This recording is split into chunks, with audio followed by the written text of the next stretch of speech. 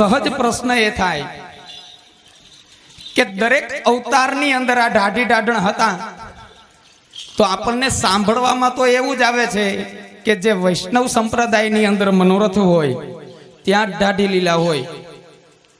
રામ મંદિરે કોઈએ ઢાઢી લીલા કરાવી એવું સાંભળ્યું તો કે નહીં?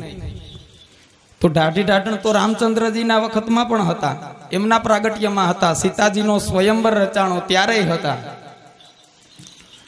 તો પુષ્ટિ માર્ગમાં સૌ પ્રથમ ઢાઢી લીલા કોને ત્યાં થઈ, કોના દ્વારા થઈ અને કેવી રીતે થઈ?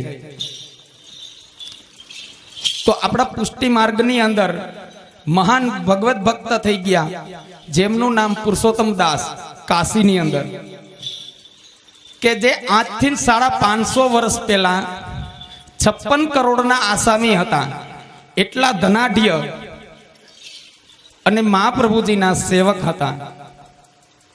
પણ આટલા બધા ધનાઢ્ય હોવા છતાં પોતાની ઉપર જે સ્વરૂપ સેવા પધરાવી દીધી તે આચાર્યજીએ, એ પ્રભુનું સેવા અને ગૌશાળાની અંદર ગાયોની સેવા પોતાના જાતથી કરતા.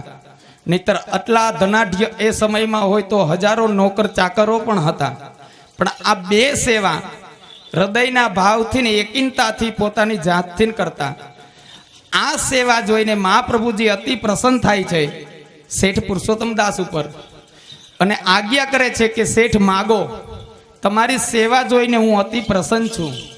શેઠ પુરુષોત્તમ દાસજી હાથ જોડીને વિનંતી કરે છે કે અરે કૃપાનાથ, આપની કૃપાથી આ લૌકિક ધન તો અઢળક છે, દિલ્હીપતિ અકબર બાદશાહને પણ અહીંયા ઉછીના લેવા આવવું પડે છે, પણ જો આપ માગવાનું કહો છો તો મનની અંદર એક મનોરથ છે,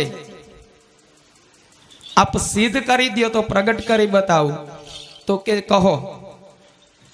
ત્યારે શેઠ પુરુષોત્તમ દાસજી હાથ જોડીને મહાપ્રભુજીને કહે છે કે સારસ્વત કલ્પમાં નંદ ભવનમાં જ્યારે ઠાકોરજીનું પ્રાગટ્ય થયું અને જે નંદ મહોત્સવનો આનંદ હતો, એ આનંદનું દર્શન કરવું છે, જો આપ કૃપા કરીને દર્શન કરાવો.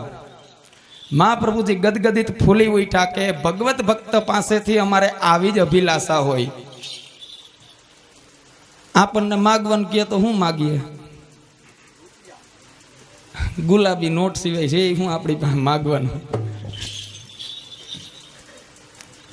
શેઠ પુરુષોત્તમ દાસજીએ કૃપા કરીને, પેલા મહાપ્રભુજીએ કૃપા કરીને શેઠ પુરુષોત્તમ દાસજીની ગૌશાળામાં એક કૂવો હતો. એ કૂવાની અંદર દ્રષ્ટિ કરતાની માત્ર ગોપ ગોવાડ ઢાઢી ઢાઢણ નંદ યશોદા ગ્વાલ આખો વ્રજ પરિકર બહાર પધારે છે અને નંદાલયની લીલાનું દર્શન શેઠ પુરુષોત્તમ દાસજીને કરાવે છે. અને એ માહેના એક ભગવત ભક્ત જેમનું નામ પદ્મનાભ દાસ, એ પણ ત્યાં હાજર હતા અને આ લીલાનું દર્શન એને પોતાની આંખથી કર્યું અને શબ્દની રચના કરી કે ઢાઢણ આજ નાચે રંગ ભરી.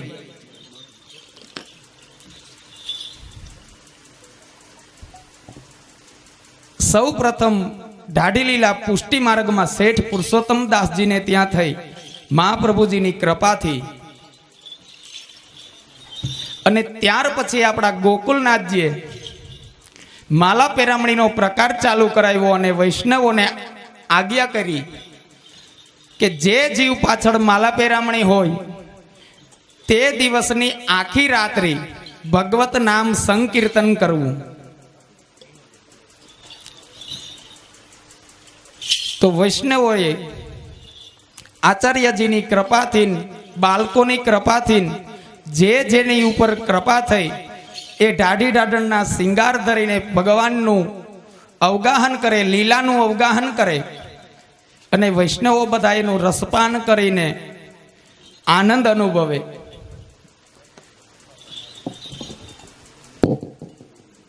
આનંદ ક્યારે આવે? તો કે હૃદયની અંદર જો પ્રભુ બિરાજતા હોય તો આનંદ આવે. અને એને પ્રસન્ન કરવા માટે શું કરવું? તો કે ભક્ત રાજી તો જ ભગવાન રાજી. કેમ કે ભગવાન ભક્તના હૃદયમાં બિરાજે છે. એટલે અમારો ધ્યેય એક જ છે કે સભાને આનંદ કરાવવો. બધાય કરશો ને આનંદ, ભલે ચા પાણી પી લ્યો, પણ થોડા થોડા મલકજો આમાં.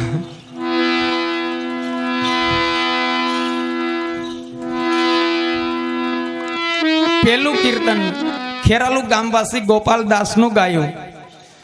શબ્દ હતા કે શ્રી બ્રજ રાજ કે હમ ઢાળી. ઈ કઈ સમજાણું નથી, તો એનું થોડું પણ જેટલું પ્રભુ કૃપાથી જ્ઞાન છે એ પ્રમાણે વર્ણન કરીએ. તો જ્યારે ભગવાનનું પ્રાગટ્ય આ ભૂતલ ઉપર થયું, નંદ ભવનમાં થયું, ત્યારે સૌ પ્રથમ ખબર ઢાઢી ઢાઢણને હતી જ, કેમ કે નિત્ય લીલામાંથી આજ્ઞા થઈ કે ભૂતલ ઉપર જાઓ અને પ્રાગટ્યનું વધાય ગાન કરો. જેવું પ્રાગટ્ય નંદ ભવનમાં ઠાકોરજીનું થયું એમ ઢાઢી ઢાઢણ આવે છે. નંદ ભવન આવ્યા, નંદરાયજી દ્વારે ઊભા હતા. અમે આવ્યા ત્યારે મનોરથી દ્વારે ઊભા હતા. અને આજના જે મનોરથી છે એ એક દિવસ પૂરતા નંદરાયજી અને યશોદાજીના ભાવમાં હોય. અને આ જે પટાંગણની અંદર જે વૈષ્ણવો બેઠા છે ને એ બધા વ્રજ ભક્તના સ્વરૂપમાં છે. અને વ્રજ ભક્ત કોઈ દી આમ ઢીલા ઢીલા થઈને ના બેહે, ઉત્સાહમાં હોય. નંદ મહોત્સવ સવારે થયો તો કેવા બધા ઉત્સાહમાં હતા, એવો ઉત્સાહ સવાર સુધી રાખવાનો છે. તો નંદરાયજી દ્વાર પર ઊભા હતા. ઢાઢી ઢાઢણ આવ્યા એટલે ચકિત થઈ ગયા જોઈને કે ભાઈ અહીંયા તો વ્રજવાસીઓ ઘણા બધા આવ્યા, અન્ય દેવી દેવતાઓ આવ્યા, બધાને ઓળખી લીધા, પણ આ તમે બે કંઈક અલગ લાગો છો, ઓળખાતા નથી. આપણા પ્રસંગમાં કોઈક અલગ આવે એટલે સહજ જે મનોરથી હોય તે પૂછે કે ભાઈ તમને ઓળખા નહીં, તમારો કંઈ પરિચય કરાવો. તો ઢાઢીજી નંદરાયજીને કહે છે કે શ્રી બ્રજ રાજ કે હમ ઢાઢી. અમે તો આ રાજના ઢાઢી છીએ. નંદરાયજી વ્રજના રાજા હતા. તો કે એમ તમને કીધું કોને કે અહીંયા ઠાકોરજીનું પ્રાગટ્ય થયું છે? ત્યારે ઢાઢીજી બીજી લીટીની અંદર કહે છે કે બાલ હિતે ગોવિંદ ગુણ ગાવત શ્વેત ભાઈ મેરી દાઢી. નંદરાયજીને કહે તમને તો આજે ખબર પડી કે તમારે ત્યાં લાલાનું પ્રાગટ્ય થયું. અમે તો બાલપણથી તારા લાલાના ગુણગાન ગાઈએ છીએ, હવે તો દાઢીના વાળ પણ સફેદ થઈ ગયા, અમને બહુ પહેલાથી ખબર હતી. તો નંદરાયજી સ્વાગત કરે છે. ઢાઢી ઢાઢણને કહે તો ભીતર આવો, નંદ ભવન આવો ને નંદ મહોત્સવના આનંદનો લાભ લ્યો. તમે અમારા જ છો. અમારા છો એમ કીધું, તમારે ઢાઢણજી આમ કોણી મારી કે કહી દો આપણે એના નથી એમ.